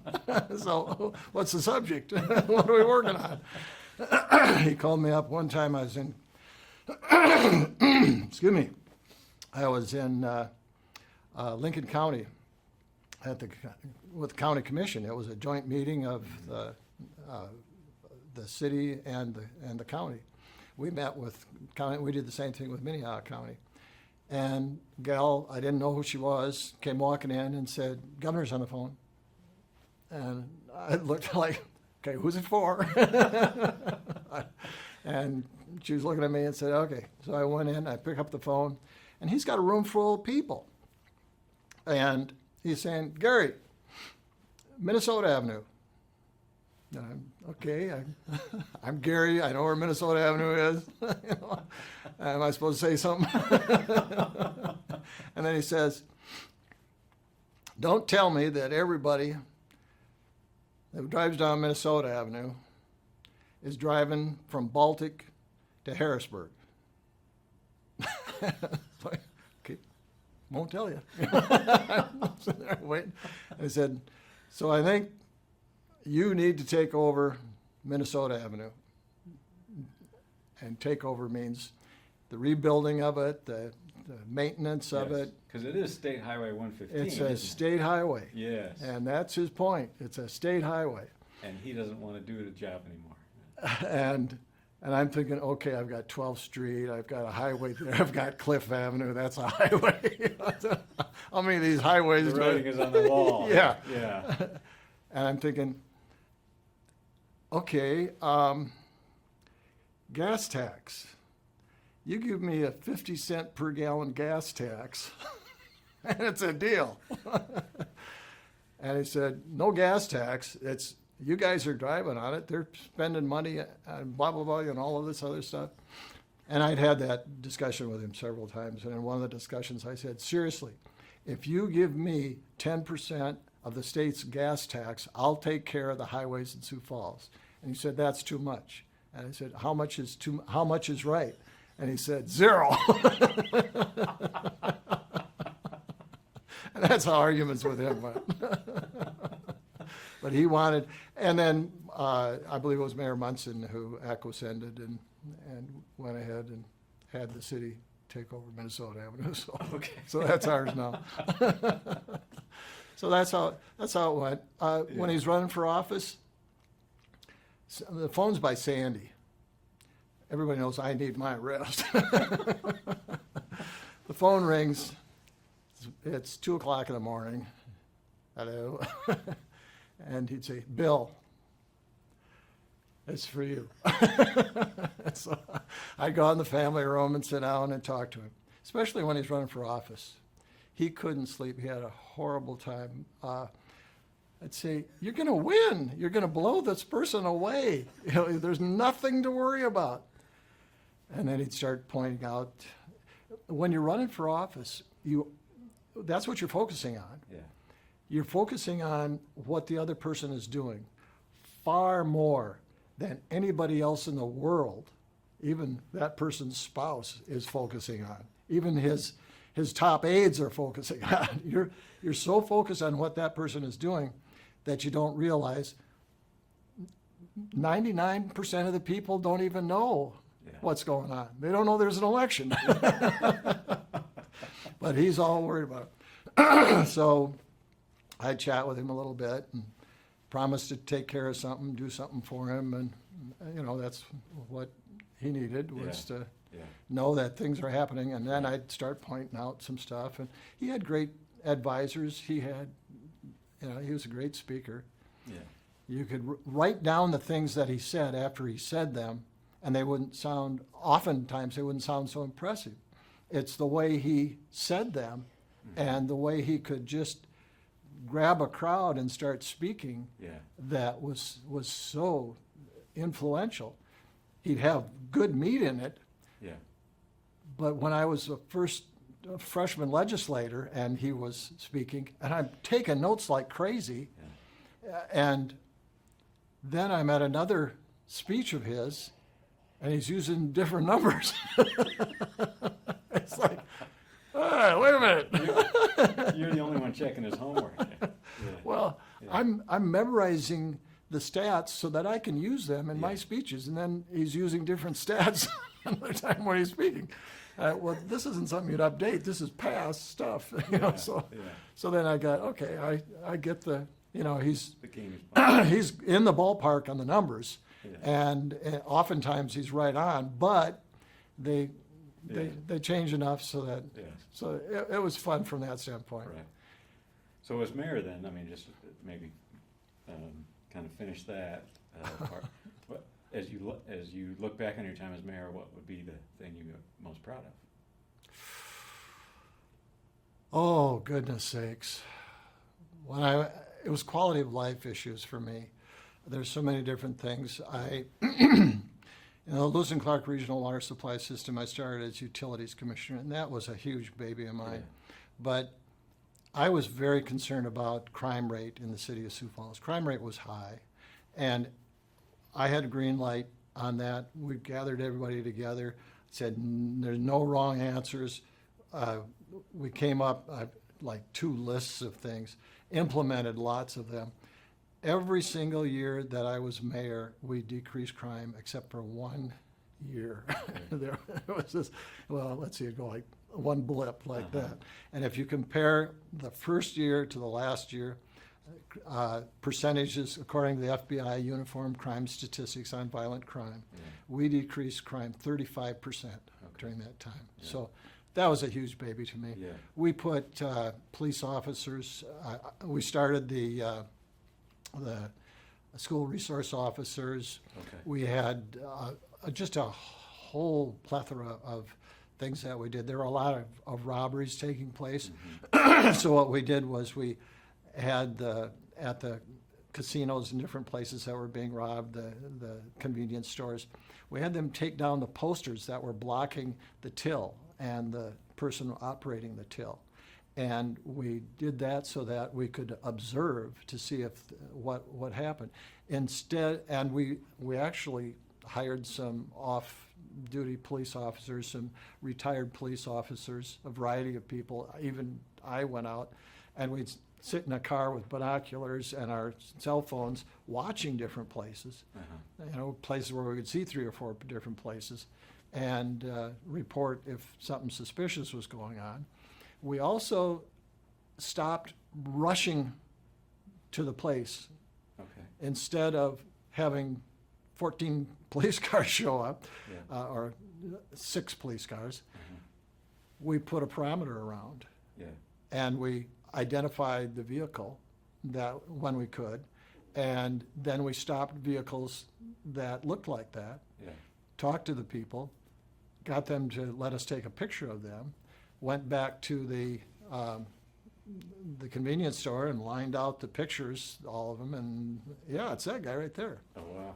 Yeah, things of that nature that Right. were. Well, there were some that I wouldn't announce that we were doing because I don't want the bad guys to know what we were Figure it doing.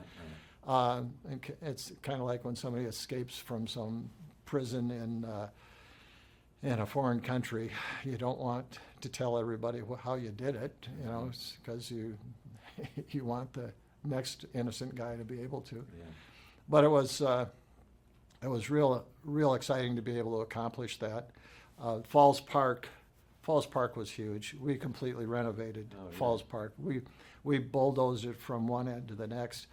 Dean Nielsen, we left a lot of trees, of course, but Yeah. Dean Nielsen and Steve Bentley and I walked both sides from 6th Street all the way down to the drive that goes over the bridge to the Morel area. Yeah. And we started working on that because that was just horrible. You wouldn't, even during the daytime, the 3 men would be uncomfortable walking around there because, there were groups of gangs and such all over the place. And it was just falling apart. There were transient tents in the volunteer tree areas, and they were using the river as their laundry and bathroom and everything else. It was horrible. And so we put a plan together, and it took a few years, but we cleaned up and completely renovated Falls Park, and that was, the namesake. It should be we built the tower.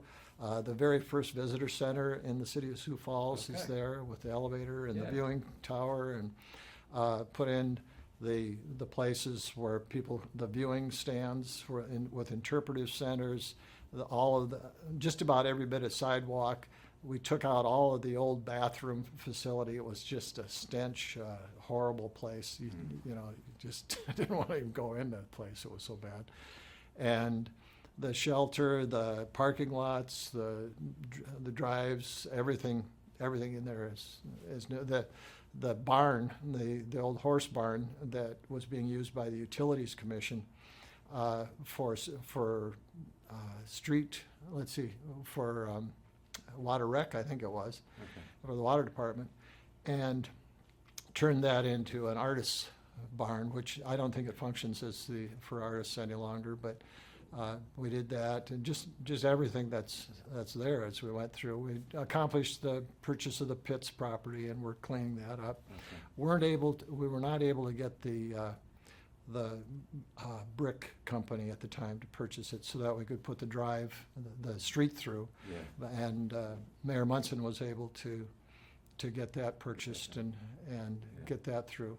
So that was a highlight as well. Yeah. Really, really thrilled about Falls Park. The Emergency Ops Center, we didn't really have an Emergency Ops Center when I was mayor. Okay. We were having a meeting with the Minnehaha County, and the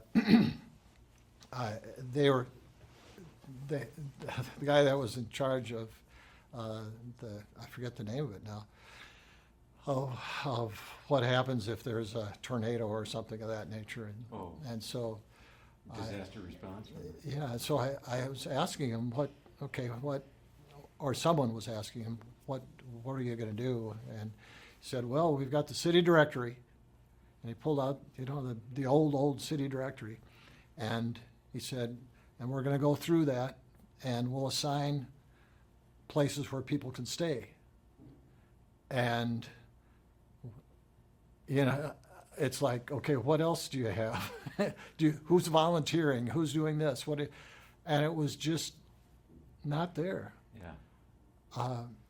It's on the tip of my mind of what we used to call the thing, but I just was just beside myself, and so I started with Don Hill and a few others. Don Hill was in charge of the fire department, and Okay. Clark Queering in charge of the police department, Right. and a few other folks, and got them together and said, we got a problem here, because I owned a small commercial building at 514 South Minnesota, where Premier is now. I used to own that, okay. the lot, and he had assigned that certain number of people were going to be sleeping there in an emergency. If that was one building, if it was still standing, where people could go. Yeah. And I thought, my God, this is terrible. How are you going to even use telephones or anything? There's just nothing. So we've got a person with a pickup truck, basically, who's going to help us if there's a challenge. And so we put together, working with everybody from the Mike Milstead, the sheriff's department, the county, you name it, everybody that would be involved in anything like that, Yeah. the hospitals, everybody. And we put together an emergency ops center, and that's at 33rd Street, 37th Street, and Minnesota Avenue in the fire station. In the fire there. station, yes, okay. And we have put together a mobile EOC as well. And as a result of that, putting all of that together, we either were asked to, or we decided we would go to Mount Weather in Maryland, and they would test us. Oh. They put us in different rooms in different buildings, and then they threw things at us. And I think we had 60 people. I'm not sure just how many people. It seemed like there were 60 of us. And we stayed there for several days in barracks. It's the place where the huge doors that are about 8 feet wide that open up slowly so a truck size could go Yeah. in, where Yeah. all the Congress people were going to rush if Okay. there was a nuclear Yes. war. Yeah. Well, it was in one of the outbuildings of that, or Okay. several outbuildings. And they tested us by throwing things. Okay, a tornado just hit Sioux Falls, Yeah. and this is where it hit. And so everybody's got to be on doing what they're supposed to do. And then the Raven building caught on fire. And so now we're running to put that out. Yeah. And the Raven building collapsed. And now the Sioux River is being backed up because of the dam from it. An airplane now has crashed. I mean, they kept throwing all those things at us. And our people just kept, okay, now we've got to do this, now we've got to do this. Yeah. And they kept, they gave them a certain amount of time to catch up to everything, Yeah. with opportunity to go and have lunch and then come back, and things of that nature. Right. I think we did it for 2 days. And afterwards, we had an ELC of people who were confident Yeah. we could handle it, Yeah. whatever was going to happen. Yeah. But before that time, Just a guy in a truck. it was a guy in a truck. Of course, all of the other people would know, okay, there's a fire, there's this, there's that. Right, But right. at the same time, it's got to be coordinated, something Yeah. of that nature. So So that was an extremely important part of putting things together. There's a lot of things that being a mayor gives you an opportunity to work on. And the Parks Department, from a quality of life, I know that we increased the number of parks by 16%, and I remember that because the acreage increased 32%. Things of that nature for quality of life and opportunities. Trying to think of some of the more interesting and dramatic things that we were able to accomplish. The old convention center burned down, but next to it was our existing building that's been utilized now by the county. That was empty, and I wanted to use that for the multicultural center because I worked to try to put that together because I was on the first board. A lot of people helped to put that together. County people, Sheriff Milstead, a lot of folks were involved in that. Kadir Aware was the first person that we assigned to being the executive director. It's to help people acclimate to Sioux Falls, not to try and bend or break people as they came into town, but to help them acclimate to the community. You know, one day they're in Africa, the next day they're in Sioux Falls. Right. One day they're fighting whatever in the Middle East or they're in Europe, and the next day their family's in Sioux Falls and they don't even speak English. You know, this type of thing. We had like 92 people, 92 different dialects and such. Yeah. And so trying to bring them together, and Janklow called and said, I've just purchased the grocery store at Spring and, that's about 8th Street, I think it is. Yeah, right, real close to Spring and 8th Street. I think it was a Red Owl, I'm not sure. And so, what did you do that for? And he said, well, put the multicultural center there. I said, well, that's cool, and then I said, right now I'm working to put it into the convention center. And he said, no, we're going to put it in there. And I said, Mary Dean wants to save the convention center. And he said, I'll call you back.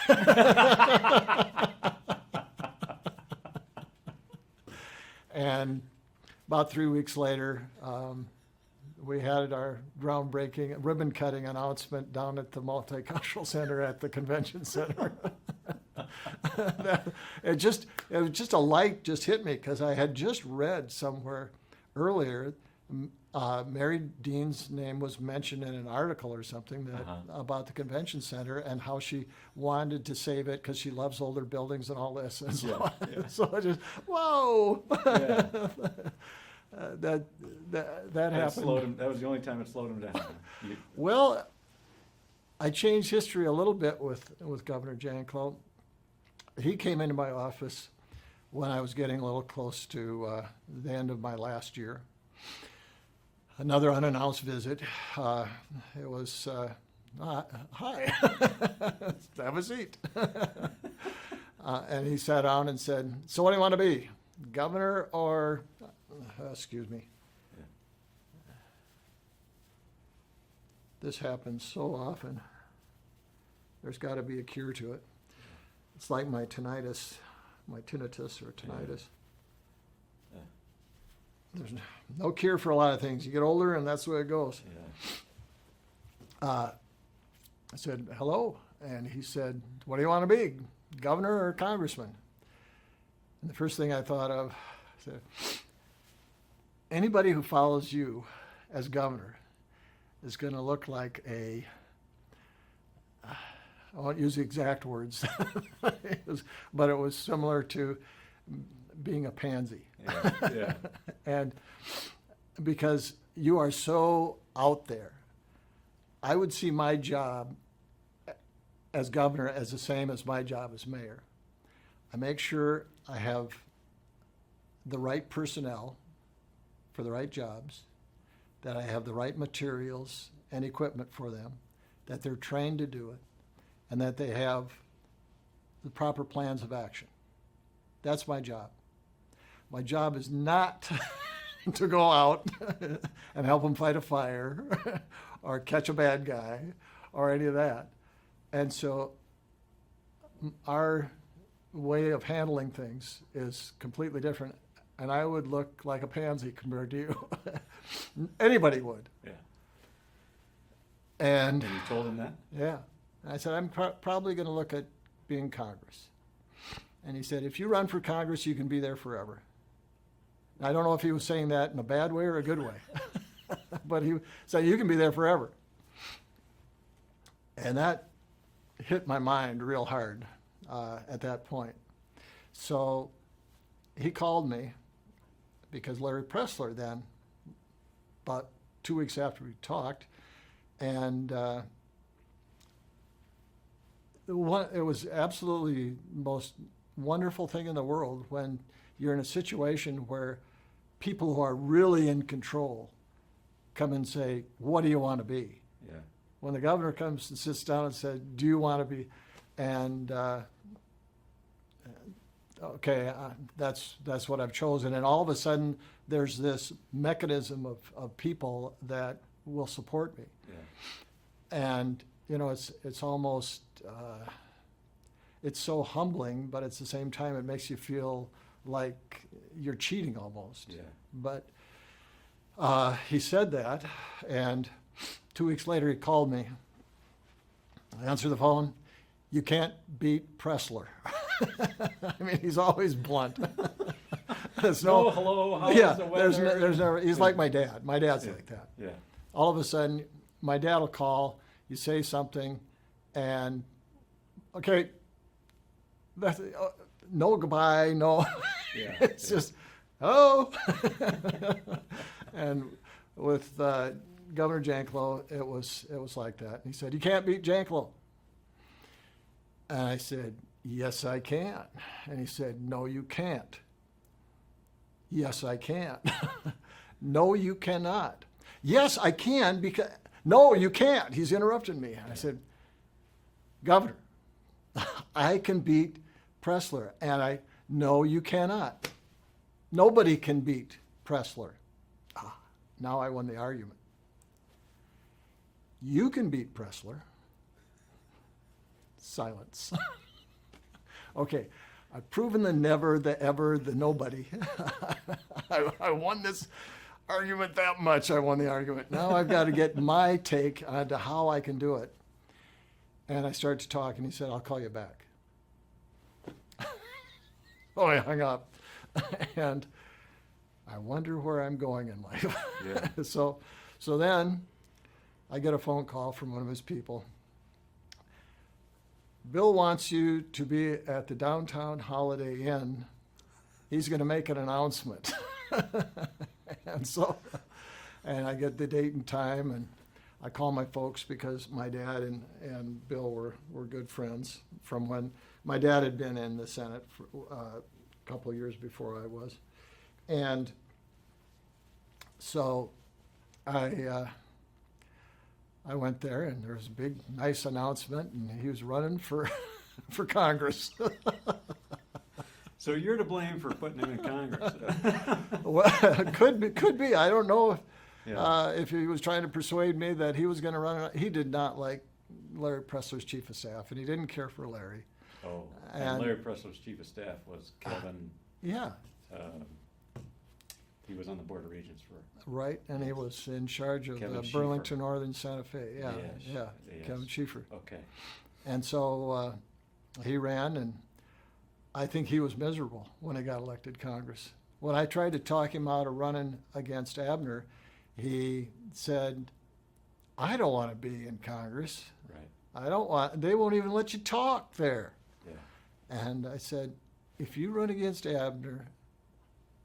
run against Abner, you can then run for the House. You'll get elected in the House. You'll have and understand, I get it maybe a half a sentence or a sentence in each time before he talks for another 5 minutes. But, and I'm paused, it's like the video, I'm paused every time. And I'm waiting for him to finish. And then I say, you would be able to serve that, and then Abner's leaving, then after these 3 terms, finally, then you'd be senator. and in the middle of that, he's showing me his surveys and going through it. And so, it's another, okay, I had a good listening to. And then I'm not even sure where I was on. So with this big announcement, he announces he's running for Congress. He announced that he was running for Congress, and he won Yeah, the seat. yeah. No, he lost because Daschle, during that time, Abner was fighting to get elected to the U.S. Senate. Janklow was running for the U.S. Senate. Oh, in '86. In the 86, yeah. Yes. Now, Yes, back to where we were, yeah. was he won the seat running against, Stephanie. yeah, it was Herseth. Yeah. I was trying to think there because with Johnson Right. and Daschle and everybody was switching around. And so Johnson ended up winning in Congress when I was trying to talk Governor Janklow to run for Congress. Johnson won, and then 86, Johnson yes. became U.S. Senator. Yes. And by one vote, Daschle then became the majority leader. If Janklow had run for the House at that time, he then would have moved into being a U.S. Senator, Yeah. and then Could've Daschle wouldn't. wouldn't have been the majority. Da- Well, if It took- Johnson wouldn't have been a senator, Yeah, yeah. and Daschle cast the vote on nuclear, on whether in Nevada there was going to be the repository for spent nuclear fuels, and as a majority leader, then it would have switched. There would have been a one Senate vote less, one Senate vote more. Do I tie there, or do I end up where it was in Nevada then? I forget. Yeah. But at any rate, whole history changes just with one person That's right. making Also, one decision. Yeah. I think of that now when later on in later years I decided I was very close to running for mayor. Mhm. And another time I was close to running for Congress. And when I was deciding on running for mayor, Munson had said that he was not going to run. And people were asking me, we want you to run again. And I was in the PUC thinking, I loved that job. I was an ombudsperson. It's quality of life issue. I'm doing things to make the world a better place. I'm feeling good about it. Mhm. And Sandy and I discussed it, and then we brought in our kids, and I told the kids, and Wayne and Alicia and Stacy, and I said, this is what we're planning to do. And Stacy and Alicia, like they were talking together at the same time, said, Dad, when you were mayor of Sioux Falls, we actually see you more now with you having a job in Pierre Yeah. than we did when you were mayor of Sioux Falls. Yeah. And we lived in your house when you were mayor. I was like, oh yeah. I remember that. And I remember why I didn't run for Congress. But okay, I get you. I understand. Well, it was the same thing after Janklow's tragic car accident. Yeah. And he, all of a sudden, the seats open and people are saying, Gary, you should run for Congress. And I started debating it, and made the mistake of first deciding whether I could win. And after analyzing everything, talking to people in different parts of the state, the political groupies, and the very knowledgeable folks and fundraisers and all that, I knew I could win. Mm-hmm. I was just absolutely positive I can win this. And so I talked to Sandy about it, of course, and she said, whatever you want, that whatever we're going. I said, okay, I can. It's going to be expensive. We'll get an apartment, and she said, there's no need for an apartment because I'm staying in Sioux Falls. Well, oh. Because I've got kids and grandkids and life is good here and goodbye. Yeah. But I will support you 100%. We can do this just as how everybody else does this. You go ahead and I'm thinking,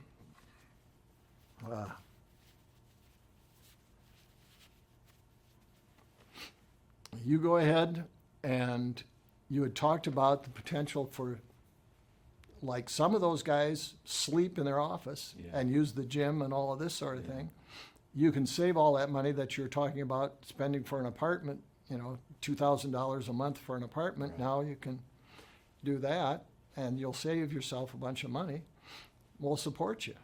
So I say, okay, thought about it, decided, well, this is something I should probably do. So I'm in Pierre now. I drive up to Pierre. I'm at my desk. I'm going over everything PUC. at the Public Utilities Commission, PUC. Pick up the phone, call Dave Krantz because I had promised him.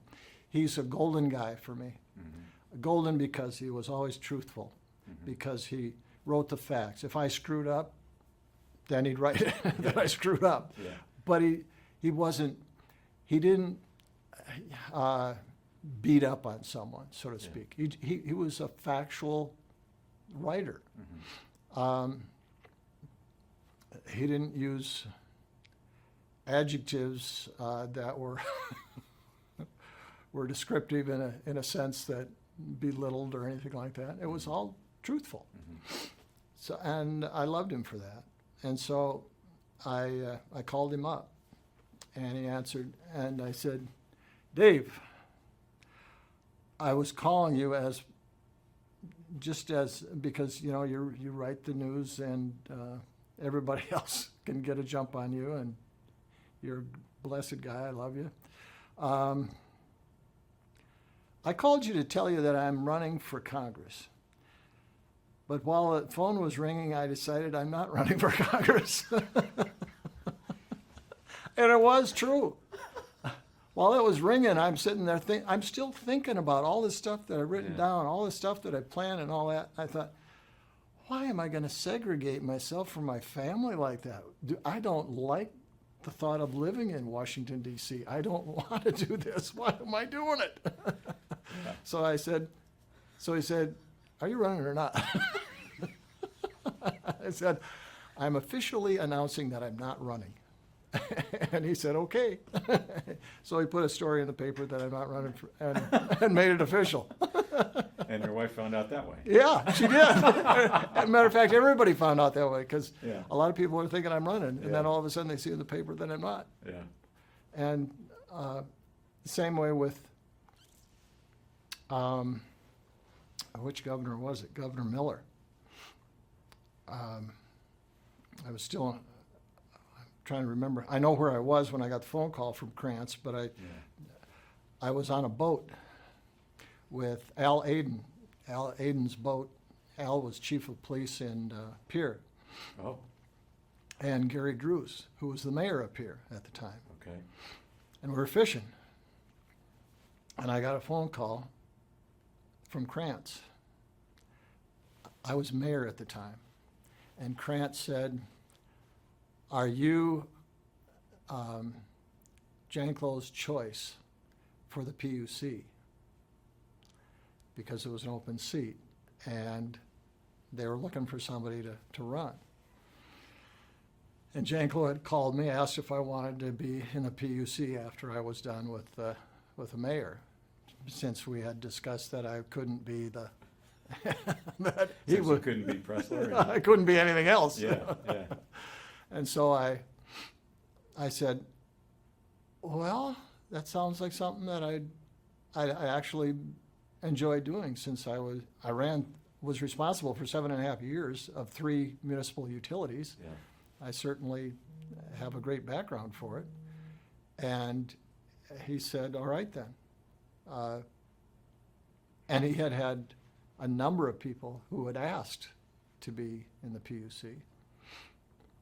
He said, well, he didn't promise. He didn't say yes. You Yeah. know, he said, okay, as he usually does, just click, you know, that type of thing. So Krantz is on the phone and asks me, are you going to be the new Public Utilities Commissioner? And I said, I have the foggiest idea. I really don't know, because he hadn't said. And he said, he asked me another question, and I said, you know, I can't say yes or no to your questions because eventually I'm going to say, I can't answer one, and then you're going to know what the answer is.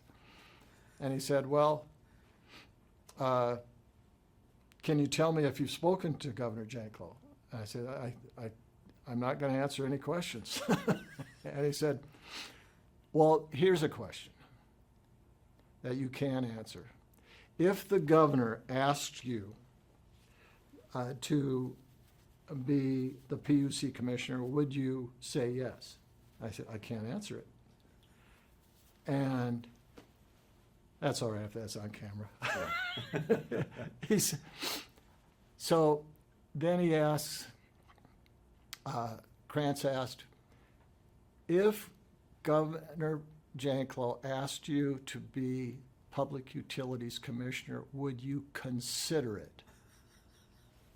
Well, of course I'll consider it. I'm not going to tell, you know, I've been asked by governors to do lots of things. Yeah. I did things for Governor Mickelson on task force and on and on. And so I said, oh, of course I'd consider it. I said, okay, but, and he said,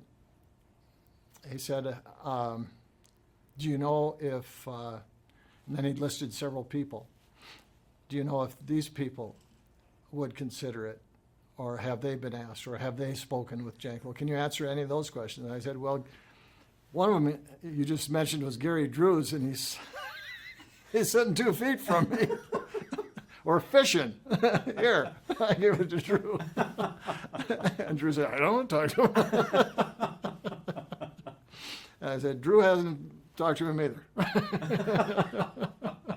I think. Yeah. And so we ended it with that. But then the next day, headline in the paper, front page, pages like this, it's down here.